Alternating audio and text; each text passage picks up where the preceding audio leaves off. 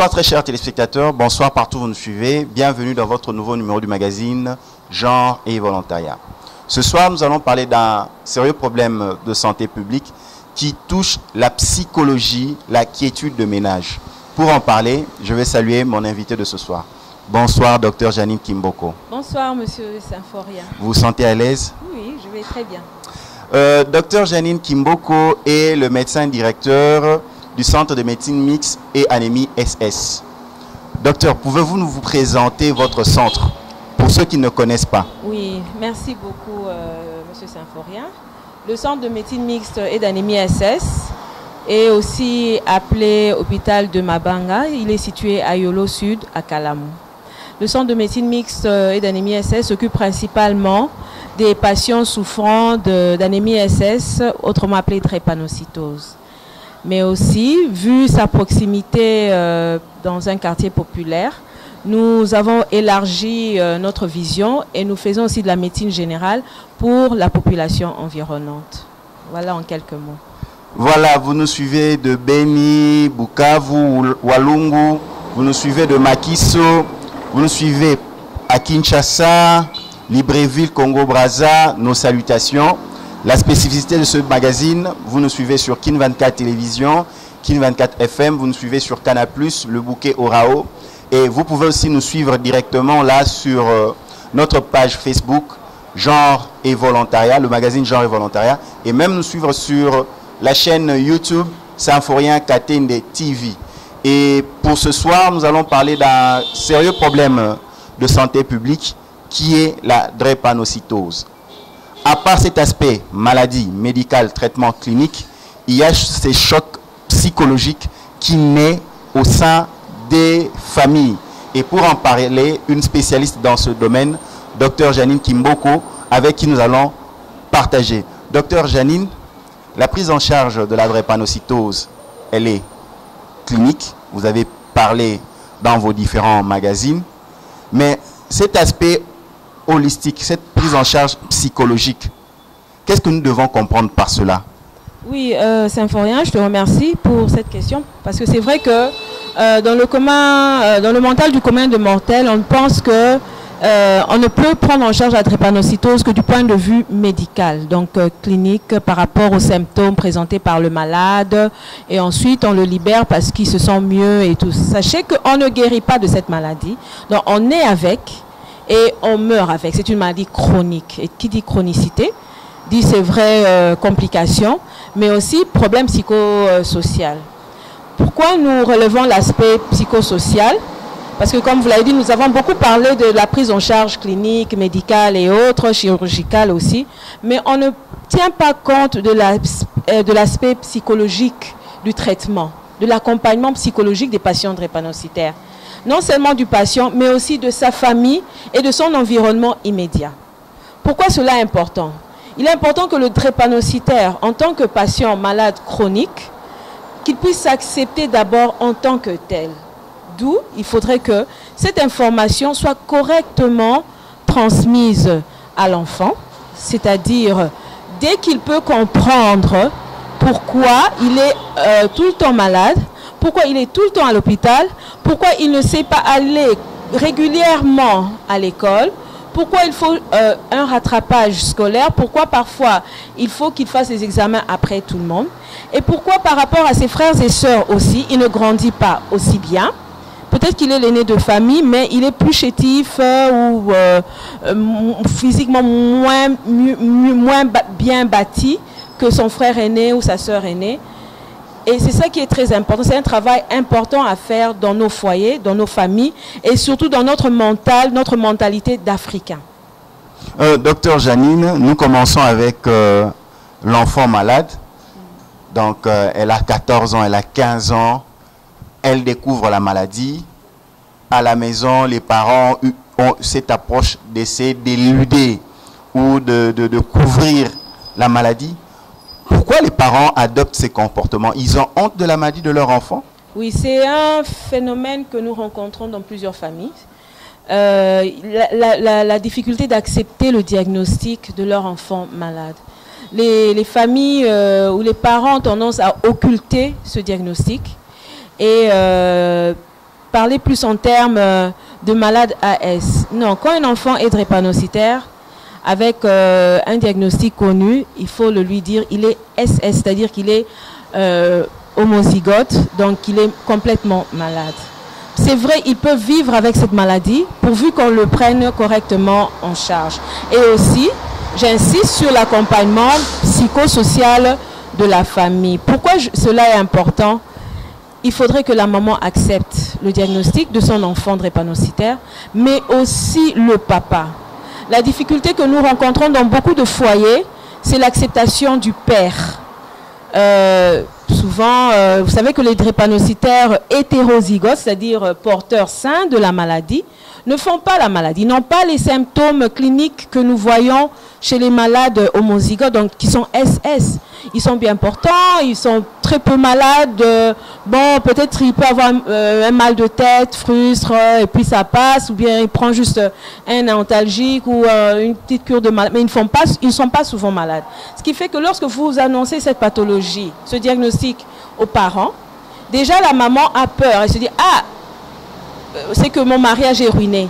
Ah non, c'est pas mon enfant. » Et pire encore, lorsque vous interrogez le papa, vous lui demandez s'il est au courant de son statut hémoglobinique à lui dès le départ. Déjà, il ne le connaît pas, on le confond avec le groupe sanguin. Et lorsque vous lui annoncez que son enfant est drépanocytaire homozygote, il dit « Ah là, c'est pas mon enfant. Cette femme a triché. » Ou bien, dans ma belle famille, l'oncle n'était pas content. Selon la culture, hein, l'oncle, le noko n'était pas content. Ou bien la tata moissi n'était pas content. Une explication au malheur. Voilà, au malheur qui s'est abattu sur la famille. Ou non, peut-être parce que au village, là-bas, on n'avait pas voulu que je prenne cette femme. Alors le grand-père qui avait refusé ce mariage a jeté un mauvais sort. Et c'est ça, c'est déjà un rejet dès le départ qui frustre la femme. Parce qu'elle se dit, ah, mon mariage est foutu, donc je vais me retrouver seule avec cet enfant malade.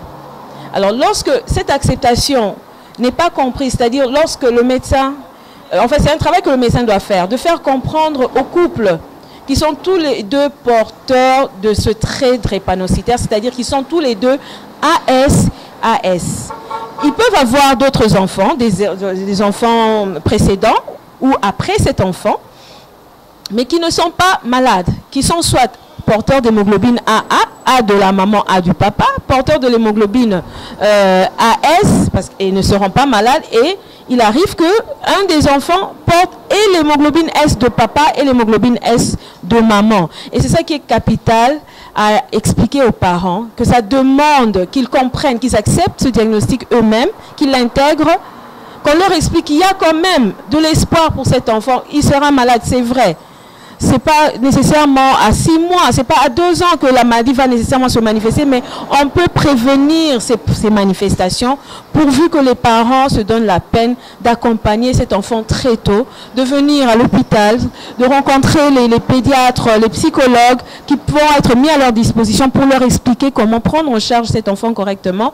Et surtout, un élément que je voulais souligner, c'est que lorsque les parents ils peuvent accepter le diagnostic. Ah, c'est vrai, je suis AS. Bon, le groupe sanguin, on explique. Mais ils sont dans la phase de culpabilisation. Ah, c'est de notre faute. Nous ne nous sommes pas fait. Dans la culpabilisation d'avoir eu un enfant. Naissance à un enfant drépanocytaire. Alors, en se sentant coupables, ils peuvent basculer d'un côté comme de l'autre, c'est-à-dire hyper protéger l'enfant au détriment des autres membres de la famille. C'est-à-dire, ils vont céder à tous les caprices de l'enfant et l'infantiliser au point que cet enfant, plus tard, donc du point de vue psychologique, ne saura pas s'autonomiser.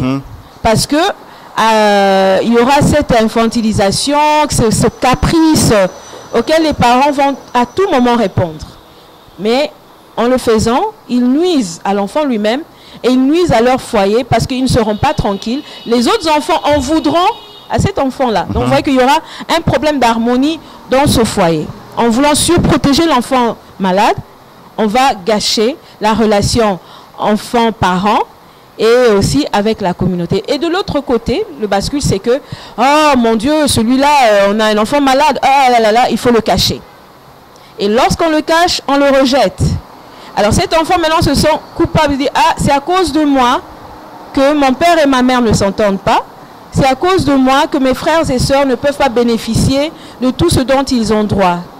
Et vous voyez, lorsqu'on est dans ces différents tableaux, ça c'est vraiment les extrêmes. Hein. Il y a des couples où tout se passe quand même correctement bien hein, et tout. Mais je prends les deux extrêmes dans les cas extrêmes que nous rencontrons souvent et qui nécessitent justement un bon accompagnement psychosocial. Pourquoi? Il faut garder l'équilibre, intégrer la maladie, intégrer la notion de rendez-vous médical et surtout lorsque l'enfant sera en âge de comprendre sa maladie, parce qu'il va poser des questions à 4 ans, 5 ans, 7 ans, à l'âge de scolarité, il va poser des questions. Alors il faut qu'on accompagne les parents pour leur expliquer comment préparer l'enfant à comprendre sa maladie. Et plus tard, ce sera aussi à l'école. Les enseignants doivent connaître la maladie, doivent connaître l'état de santé de l'enfant pour qu'ils ne puissent pas brimer l'enfant. Vous voyez, ce qui nuit aussi, c'est les brimades à l'école, les moqueries des collègues, des condisciples de classe, parce que, ah, il a les yeux jaunes, ah, il a le ventre ballonné, pendant la gym, il est asthénique. C'est une stigmatisation qui commence. Oui, oui. Voilà. Alors l'enfant, parfois très intelligent, a peur d'aller à l'école parce que le maître, peut-être ne connaissant pas la maladie, peut le chicoter. Bon, à l'époque où on chicotait, hein, dans les écoles, le maître peut le chicoter. Ouais, toi, tu sais pas faire la gym. Ah bon, toi, bon, on va t'obliger à faire 10 tours, alors que le pauvre enfant, il est malade, il ne peut pas supporter cela. Donc, c'est un travail important à faire à tous les niveaux, un accompagnement nécessaire à tous les niveaux. Donc, docteur Janine Kimboko, nous comprenons que de l'hôpital, on vient dans l'environnement dans lequel vit le drépanocytaire et cet environnement va jusqu'à l'école ou au milieu du travail et cet accompagnement dans l'acceptation de la maladie, lorsqu'elle n'est pas bien comprise, ça crée une cassure dans le processus de guérison. Maintenant, pour ceux enfants qui sont malades ou ces personnes qui sont malades, qui deviennent jugés partis, qui disent, bon, tiens, je suis à la base des souffrances de ma famille, bon, je vais commencer à, comment je peux dire, à m'auto-médiquer. Si j'ai mal, je ne veux pas le dire. Ouais. Quels sont les conseils que vous pouvez donner? Parce que de telles personnes vont jusqu'à y mourir. Hein. Oui, absolument. Lorsque vous le dites, je tiens quand même à rendre hommage à ma petite sœur, Cathy Langa, qui est justement décédée le lundi passé, lundi 27 août, dans des pareilles circonstances. Vraiment, nos condoléances les plus attristées. D'ailleurs, nous sortons le corps aujourd'hui, on l'enterre demain. Nos condoléances vraiment les plus attristées, docteur. C'est très important, ces éléments que vous venez de souligner.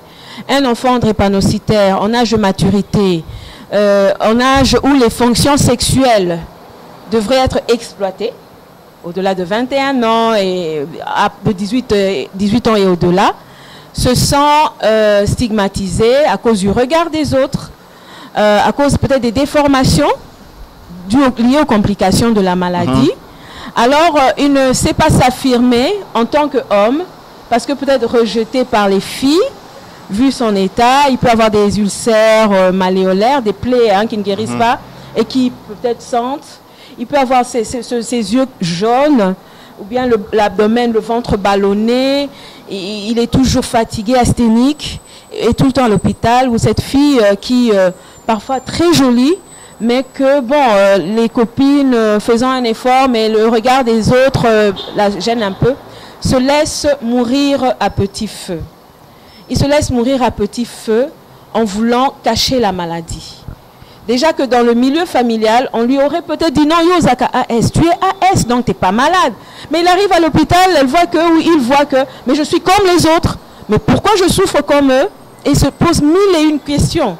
Et parfois, il peut apprendre le diagnostic par d'autres personnes, autres que par les membres de sa famille qui lui auraient caché ce diagnostic.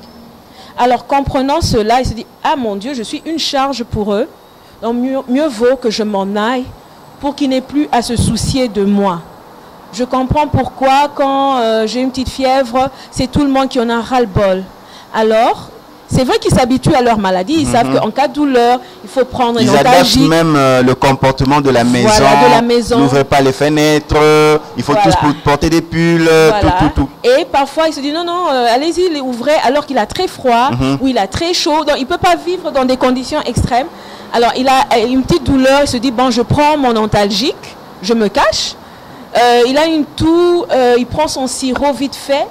Mais pour éviter d'aller à l'hôpital, parce qu'il sait qu'aller à l'hôpital, on peut me retenir. Et si on me retient, soit c'est Yaya, c'est maman, c'est tante ou la grand-mère qui sera obligée de quitter la maison et rester avec moi. Et parfois, il n'a pas envie parce qu'il pense à un événement peut-être futur, il voudrait participer. Alors, cette automédication détruit. Et cette automédication peut amener le patient drépanocytaire adulte majeur à refuser à prendre un traitement correct pour son bien-être.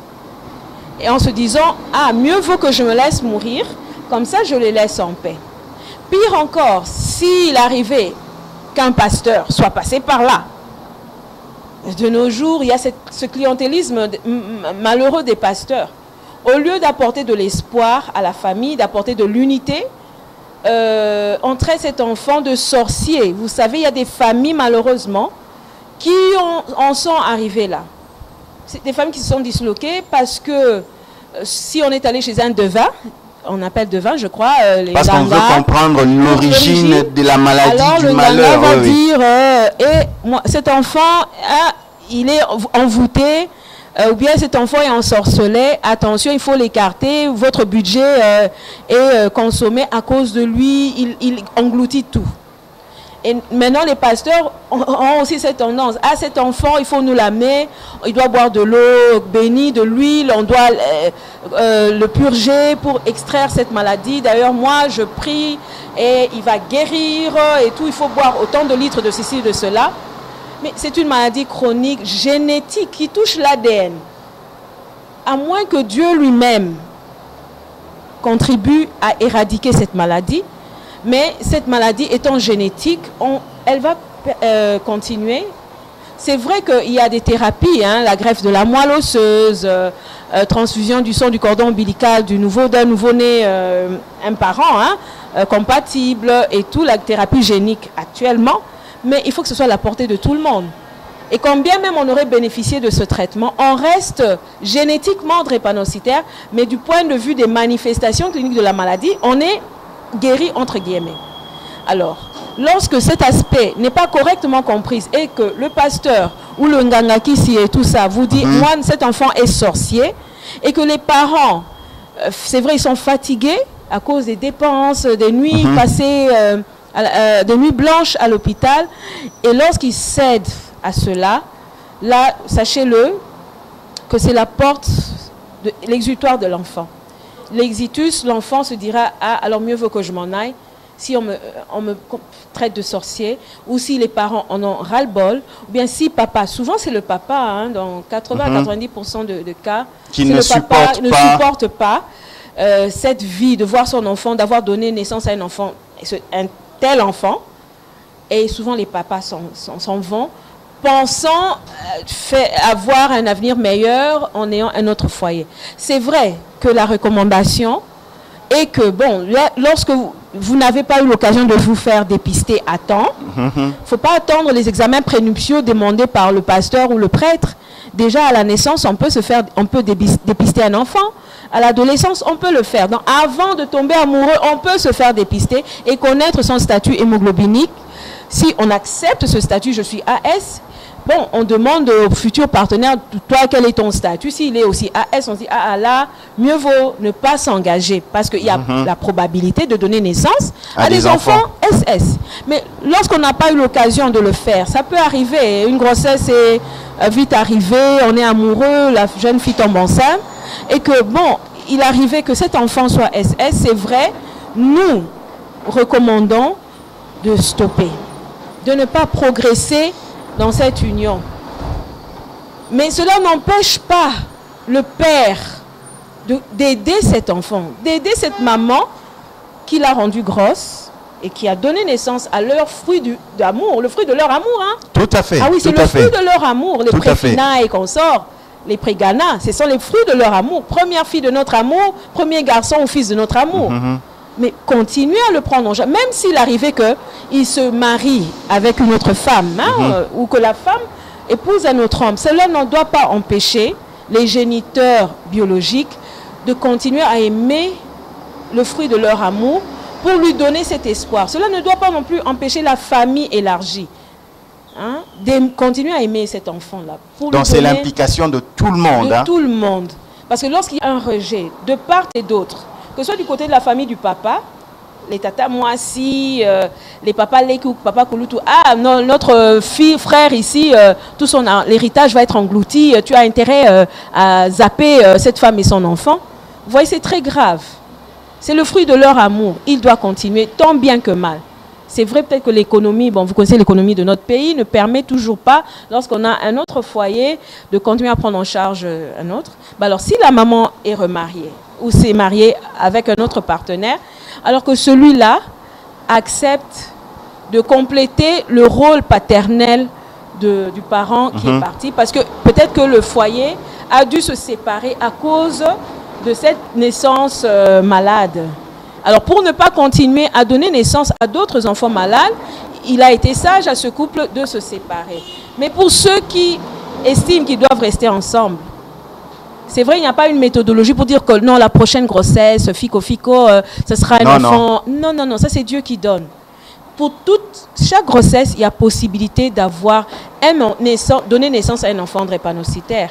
Vous pouvez, c'est vrai, donner un enfant normal, homozygote, AA, parce qu'il a pris le A de papa, A de maman. Parce que ça devient du hasard. C'est de la probabilité. C'est de la probabilité dite vous ne maîtrisez aucune naissance. Il n'y a aucune science qui la maîtrise, sauf si cela se fait par manipulation génétique. On le dit bien. Vous allez par fécondation in vitro, on manipule, on choisit. Ça se fait en Europe et tout. On peut choisir. Et ça demande beaucoup de moyens. Ça demande beaucoup de moyens. Nous n'avons pas ça. La santé n'est pas mutualisée chez nous, n'est pas subventionnée. Donc nous ne pouvons pas dire aux parents, bon, comme vous avez eu un drépano cette fois, la prochaine fois, ce sera un enfant AS et la prochaine grosse... Non. Nous ne pouvons pas garantir cela. C'est vrai que nous ne pouvons pas non plus tester pendant la grossesse. Tout à fait. À la 4e semaine, 8e semaine, 12e semaine, nous n'avons pas cette possibilité. En Europe, on le fait. On le fait, mais cela conduira à un avortement dit médicalisé si on constate que l'enfant est SS.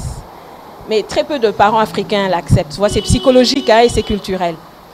Nous ne pouvons le diagnostiquer qu'à la naissance. Et c'est très lourd parce que c'est peut-être au 3e jour, maintenant avec les tests de dépistage rapide, sinon au 6e mois, à partir du 6e mois et au-delà. Mais encore faut-il qu'on soit équipé pour cela. Vous voyez, nous devons faire un plaidoyer, justement, auprès de nos gouvernants, que toutes les maternités soient équipées d'un appareil d'électrophorèse. Voilà, docteur Janine Kimboko, nous arrivons à ce plaidoyer parce que nous remarquons qu'il faudrait en avance déjà renforcer les capacités par rapport à une communication pour le changement de mentalité. Absolument. Vous voyez, une simple naissance, fruit de l'amour, mais toute une famille est déstabilisée. Tout un environnement. Les avis sont partagés. Pourquoi le regard de l'autre? On trouve l'autre différent. On veut comprendre. Et quand on n'a pas de réponse, on commence. C'est là on dit, il y a un adage qui dit, lorsque tu ne réponds pas, les autres te donnent leur propre réponse. Mais quel est ce plaidoyer qui doit être fait au niveau des familles, au niveau surtout des structures de prise en charge médicale, à côté de la prise en charge médicale, qui est ce suivi psychologique pour permettre à la famille, au ménage, d'avoir une stabilité, ainsi poursuivre pour le bien-être de l'enfant malade, parce que ce n'est pas de sa faute. Non, lui, il n'est qu'une victime qui subit les aléas de l'environnement romantique entre les deux personnes qui n'ont pas fait ce test pour savoir s'ils étaient compatibles ou pas. Qu'est-ce que vous pouvez dire, docteur? En tout cas, sachez que c'est toute une implication qui va de la famille aux gouvernants. La famille, pourquoi? Parce que ce sont eux qui acceptent la dot. Pour ceux qui passent par le mariage coutumier, civil, et puis la bénédiction nuptiale.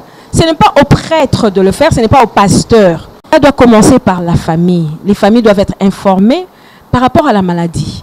Les familles doivent aller se faire dépister. Chaque parent doit amener ses enfants au dépistage, connaître le statut hémoglobinique de soi-même, que eux-mêmes, le parent, et puis les enfants. Ça, c'est pour ceux qui sont déjà mariés. Hein? Donc, je vais vraiment...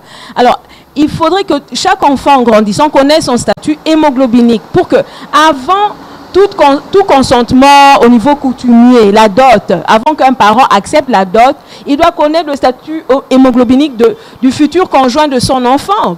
C'est vrai, on se dira non, elle a déjà 30 ans, elle finira vieille fille, elle a coiffé la Sainte Catherine, alors non, qu'elle y aille, elle n'aura qu'à elle-même subir les conséquences de son... Non, vous-même les parents, vous allez subir cela parce qu'elle va vous revenir avec 3-4 enfants malades. Tout à fait. Ça doit commencer déjà par la famille. Donc, on doit informer nos familles que c'est important de connaître le statut hémoglobinique. Ensuite, ça doit aller au niveau civil. Un plaidoyer doit être fait à ce niveau-là. On doit décider d'une loi de dépistage néonatal obligatoire à travers toute l'étendue de notre pays, Tout à fait. RDC. Dans toutes les maternités, dans toutes les structures où on a la possibilité de donner naissance. Au bureau d'état, partout, on doit donner cette information pour que dans chaque maternité, comme on le fait pour l'enregistrement à l'état civil, tout enfant à la naissance soit dépisté. Et ça, c'est le rôle des dirigeants, des décideurs. Ils peuvent le faire que pour tout acte civil, comme l'enregistrement des naissances et des décès, mariage et autres, qu'on enregistre aussi le statut hémoglobinique. Tout à fait. Et ensuite, c'est vrai, il y a les pasteurs et l'environnement. Tous ceux qui ont des connaissances sur cette maladie peuvent intervenir. Nous, c'est vrai, nous sommes à l'hôpital. C'est vrai, nous devons aussi sensibiliser. C'est vrai, nous, en tant que structure de prise en charge et de recherche sur la drépanocytose, c'est notre devoir, c'est notre rôle. Nous le faisons. Mais il faudrait que les médias soient aussi formés. Je suis contente de voir que vous, Symphorien, vous vous y intéressez régulièrement. Donc, il faudrait que dans tous les médias, qu'il y ait toujours régulièrement une page qui parle de cette maladie. C'est vrai, il y a le VIH, il y a le palu, il y a la tuberculose, les cancers et consorts. Mais il y a la drépanocytose qui nuit, qui ruine nos familles du point de vue économique et socio-affectif. Donc je pense que c'est à tous les niveaux, mais cela implique surtout les décideurs. Je ne sais pas, on peut faire un projet de loi sur le dépistage néonatal obligatoire. C'est possible. Nous avons l'Assemblée provinciale, nationale, à tous les niveaux, on peut le faire. Avec le ministre de la Santé, nous pouvons initier cela. Il peut le soumettre au niveau de l'Assemblée nationale pour un vote. Parce que c'est très important que nos familles soient au courant, que l'organe de loi s'implique par rapport à cette maladie. Il faudrait que cette pathologie, cette prise en charge soit subventionnée. Il faut donner des appareils d'électrophorèse dans toutes les maternités, des appareils de dépistage. Parce que tant qu'il n'y en aura pas, tant que ce ne sera pas à la portée des structures de l'État, c'est vrai, ou privé, je ne sais pas, tant que ce ne sera pas à notre portée, il sera difficile de le faire de manière systématique et surtout que cela soit subventionné à un prix abordable pour la population. Docteur Janine Kimboko, dans mon tout dernier entretien avec le docteur Placide Crispin Manzombi, après la journée mondiale de la santé, l'OMS a reconnu la drépanocytose comme un réel problème de santé publique. Pensez-vous que c'était une avancée et pourquoi ils ont attendu si longtemps? C'est quand même assez frustrant pour nous parce que c'est depuis près de 10 ans que l'OMS a classé la drépanocytose comme 4e priorité de santé publique pour la zone Afrique. Mais 10 ans après, nous sommes toujours dans des plaidoyers. Sachez que la drépanocytose, c'est un corollaire du paludisme. Ça devrait être une action couplée. Tout ce que nous faisons ou tout ce qui est fait pour le paludisme devrait ipso facto être fait pour la drépanocytose. Peut-être que les gens ne comprennent pas. En fait, les porteurs d'hémoglobine AS, selon cette mutation, l'hémoglobine était AA, c'est vrai, mais il y a eu cette fameuse mutation génétique qui est protectrice pour les porteurs sains contre le paludisme forme grave. C'est pourquoi les parents AS sont très peu malades et pour eux c'est anormal qu'ils aient un enfant malade. Alors, c'est l'union entre deux porteurs sains qui donne naissance à cette maladie. Donc, il faudrait que, voulant éradiquer la drépanocytose, qu'on fasse un travail synchrone avec le paludisme. En fait, ces deux entités devraient aller de pair. C'est vrai que les enfants drépanocytaires sont exposés à toutes les autres pathologies connues, prises en charge par l'OMS. La tuberculose, ce sont des enfants à immunité très faible, affaiblie. Donc, concernant la tuberculose, ils doivent être pris en charge par ce programme de lutte contre la tuberculose. Les programmes contre les maladies infectieuses, c'est vrai, ils sont exposés aussi aux maladies virales à cause des transfusions répétées. Donc, tout ce qui passe par la voie sanguine devrait être aussi considéré pour les drépanocytaires. Donc, je pense que c'est important que nos décideurs, lorsqu'ils vont négocier avec les partenaires d'appui financier, au niveau mondial, pensent à annexer la drépanocytose dans chacun de ces programmes parce que ces enfants sont concernés par chacune de ces pathologies. C'est vrai, nous avions fait un travail avec la société civile, avec feu professeur Machako, pour coupler les drépanocytaires avec les personnes vivant avec handicap, ainsi que les albinos. C'est un groupe vulnérable, c'est un groupe stigmatisé, et nous avions commencé un travail dans ce sens-là. Malheureusement, lorsque le leader ou l'initiateur du projet n'est plus, de même avec le père Henri de Laquetu, le docteur Kalula, ils sont tous partis pratiquement au même moment, et ce dossier est resté clos. Nous avions commencé à introduire des notions sur la drépanocytose au niveau des écoles. Avec le père Henri de Laquetu, le docteur Kalula, nous avions fait des dépliants et tout ça. Malheureusement, nous l'avions soumis au niveau de l'éducation nationale, mais avec le départ des initiateurs, tous ces dossiers ont été refermés. Parce que nous voulions commencer à initier les notions sur la drépanocytose déjà à l'école primaire. Parce que nous nous sommes rendus compte que beaucoup d'enfants sont stigmatisés déjà à l'école primaire. Ce n'est pas de leur faute. Ce n'est pas la faute des autres enfants, le regard des enseignants et tout. Et même des autres parents qui voudraient qu'on les mette à l'écart, sinon c'est contagieux et tout. On doit faire comprendre cela aux autres enfants, aux parents, à l'école secondaire, aux humanités et dans les universités. Donc nous avions déjà commencé à préparer des documents à l'intention des professeurs, des encadreurs et aussi à l'intention des élèves, avec des boîtes à images, expliquer la maladie. Et il y aurait eu des éléments pratiques, c'est-à-dire qu'un enfant drépanocytaire accepte de témoigner auprès des camarades par rapport à leur maladie. Malheureusement, je cesse de le répéter, quand les initiateurs meurent, tout aussi meurt. Nous espérons qu'à travers votre émission, nous pourrons réveiller ce dossier avec nos dirigeants, les décideurs, pour qu'au niveau de l'éducation nationale, ce programme soit intégré dans le cours d'éducation à la vie. C'est très important que les enfants soient au courant de cette maladie. Docteur Janie Kimboko, à tout seigneur, à tout honneur, parlons maintenant de votre centre de médecine mixte et anémie SS. Qu'est-ce que nous pouvons en savoir? Vous en êtes où? C'est une structure de l'État spécialisée dans la prise en charge de drépanocytaires. Vous en êtes où aujourd'hui? Vraiment, comme structure de l'État, vous savez que nous ne sommes pas en reste par rapport à l'oubli. Hein. L'État nous oublie beaucoup. Il n'y a pas d'appui, de subvention, de frais de fonctionnement. Ce qui fait qu'en fait, nous travaillons surtout grâce à des appuis des parents, des donateurs ponctuels, qui viennent nous aider, ceux qui ont cette sensibilité par rapport aux cris d'alarme que nous lançons en ce qui concerne cette maladie. De temps en temps, qui viennent nous laisser des comprimés, des antalgiques. Nous avons des difficultés pour avoir l'hydroxyurée qui est très capitale pour les enfants drépanocytaires. Nous avons des difficultés pour avoir les vaccins spécifiques qu'ils doivent recevoir périodiquement pour les protéger justement des pathologies virales. Nous avons besoin du sang. Vous savez, nous achetons le sang. Un centre de référence de prise en charge de la drépanocytose qui est obligé d'acheter du sang. Alors imaginez qu'un drépanocytaire qui n'a nulle part ailleurs où aller arrive en état d'anémie extrême et ne trouve pas du sang. Nous sommes obligés de les envoyer ailleurs trouver du sang. Et souvent quand ils arrivent, c'est la catastrophe. Donc c'est un appel que je fais, un appel de mère, un appel de sensibilité.